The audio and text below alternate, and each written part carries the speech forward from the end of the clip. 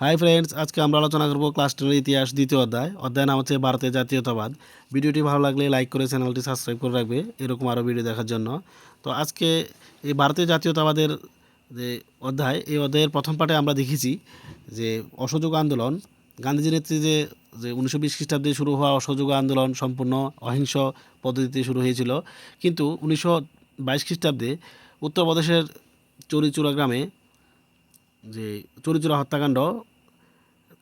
হত্যাকাণ্ডের পরিপ্রেক্ষিতে গান্ধীজি চেয়েছিল এই আন্দোলন সম্পূর্ণ অহিংস পদ্ধতিতে হবে, কিন্তু যখন আন্দোলন হিংসাত্মক রূপ ধারণ করে তখন গান্ধীজি অসহযোগ আন্দোলন প্রত্যাহার করে নেন। তার পরবর্তী সময়ে অসহযোগ আন্দোলন প্রত্যাহারের পরেও ব্রিটিশ সরকার অত্যাচার চলতে থাকে। তখন তিনি একটি বৃহত্তর আন্দোলনের জন্য প্রস্তুতি নিতে থাকেন মহাত্মা গান্ধীজি, যা মানে আইন অমান্য আন্দোলন। আর এই আইন অমান্য আন্দোলনের ঠিক আগ মুহূর্তে যা যা হয়েছিল আমরা তা দেখব। আইন অমান্য আন্দোলনের ঠিক আগ মুহূর্তে হয়েছিল যে 1923 খ্রিস্টাব্দে দেশবন্ধু চিত্তরঞ্জন দাস, তার পাশাপাশি ছিলেন আমাদের মতিলাল নেহেরু, উভয় মিলে স্বরাজ্য দল গঠন করেন। আর অন্যদিকে সুভাষচন্দ্র বসু এবং আমাদের পণ্ডিত জওহরলাল নেহেরু সবাই মিলে যে জওহরলাল নেহেরুর মতো যে কিছু যেই তরুণ কংগ্রেসি নেতা ছিলেন, তারা চাইছিলেন ভারতের জন্য স্বরাজের ব্যাপারে তারা জোর দিয়েছিলেন। তারা চাইছিলেন ভারত পূর্ণ স্বরাজ, ভারতের তো পূর্ণ স্বরাজের প্রতি তারা জোর দিয়েছিলেন। তারপর 1929 খ্রিস্টাব্দে বিশ্বব্যাপী এক আর্থিক মহামন্দার দেখা দেয়।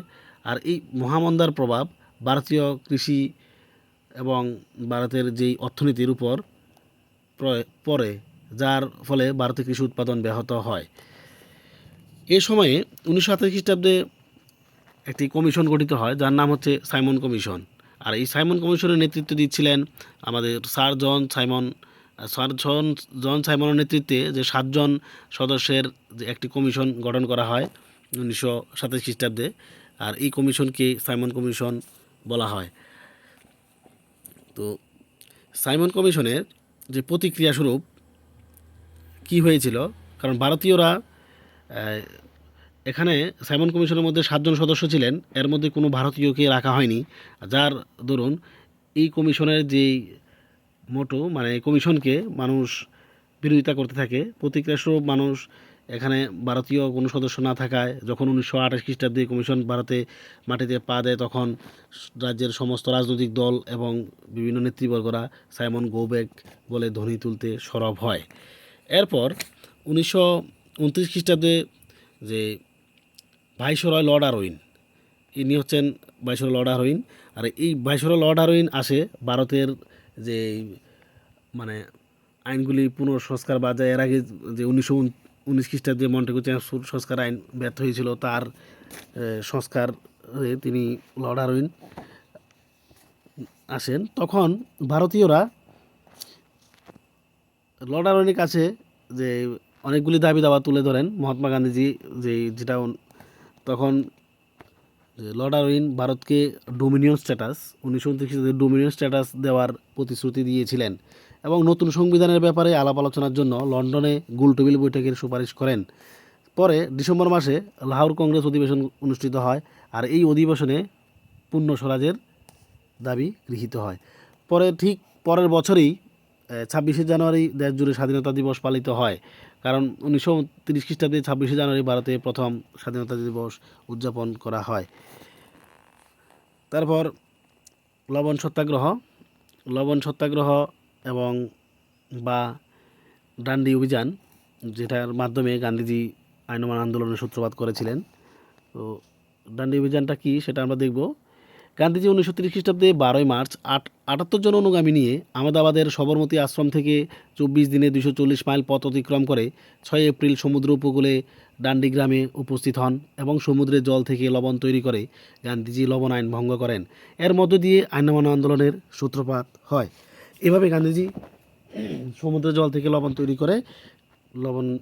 করে গান্ধীজি যেই ব্রিটিশদের যে আইন অমান্য আন্দোলনটা সূত্রপাত করেছিলেন গান্ধীজি।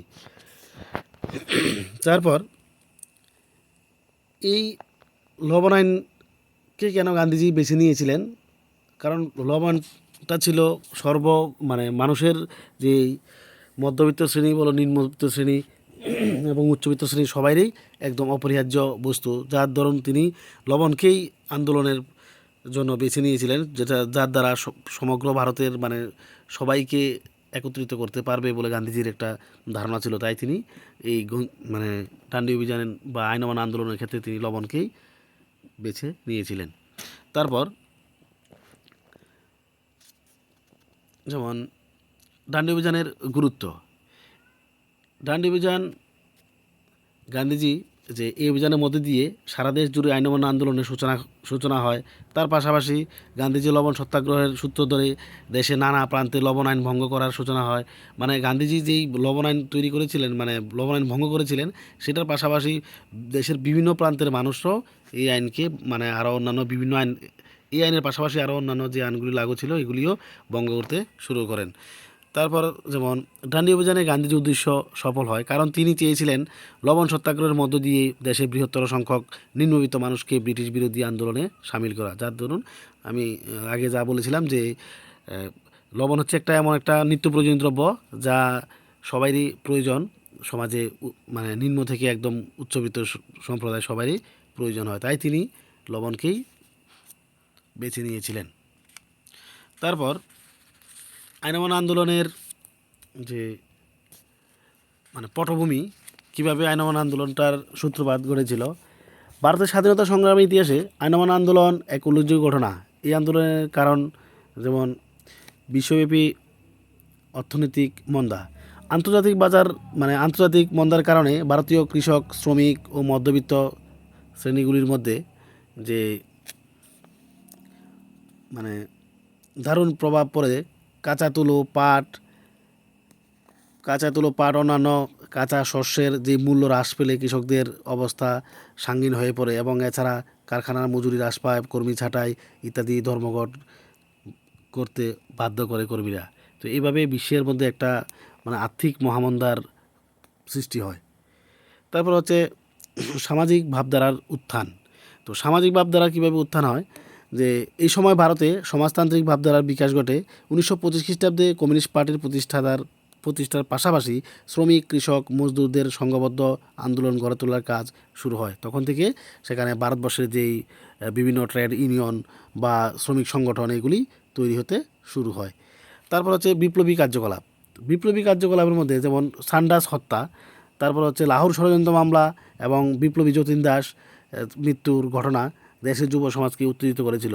কারণ এই সান্ডাস হত্যা এবং লাহোর ষড়যন্ত্র মামলা ও যতীন দাসকে 64 দিন কারারুদ্ধ অবস্থায় তিনি মানে মৃত্যুবরণ করেন।